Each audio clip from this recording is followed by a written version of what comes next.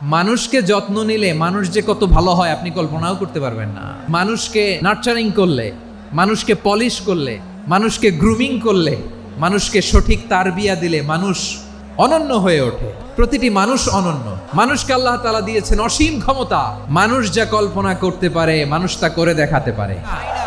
মানুষের কাছে অসাধ্য কিছু নাই, মৃত্যু ছাড়া, অ্যাকসেপ্ট ডেথ। তোমার জন্ম হয়েছে জিতার জন্য, বিজয়ের জন্য তোমার জন্ম।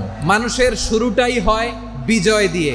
ওই 20 কোটি শুক্রাণুর প্রতিযোগিতায় সবাইরে পেছনে ফেলে সেদিন আমি সফল হয়েছিলাম, সেদিন আমি বিজয়ী হয়েছিলাম, সেদিন আমি এত ছোট ছিলাম মাইক্রোস্কোপ দিয়েও আমার অস্তিত্ব টের পাওয়া যায় না।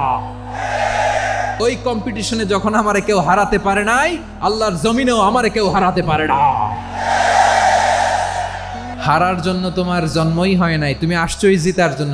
একটা কথা জীবনের সাথে সেট করে নিতে হবে, আমি জিতি নয় শিখি, আমি কখনো হারি না। মা বাবা যারা এসেছেন আপনার ছেলে মেয়ের যত্ন নেন, আপনার ছেলের মধ্যে যে কি পটেনশিয়াল আপনি জানেন না। আমার যে মা বোনেরা আছেন, ছেলে মেয়েদেরকে কখনো ছোট করে কথা বলবেন না। ও যে কোথায় যাবে আপনি জানেন না। আপনি মা হয়ে তাকে সাহস দিবেন, তার কল্পনার জগৎটাকে সাজাতে তাকে উৎসাহিত করবেন, ঠিক কিনা বলেন?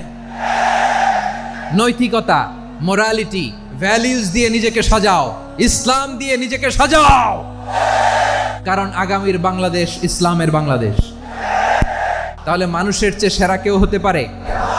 মানুষের চেয়ে অনন্য কেউ হতে পারে? মানুষকে কেউ হারাতে পারে? আমি তুমি অনন্য, আমাকে তোমাকে হারায়া দেওয়া এত সহজ না, ঠিক কিনা?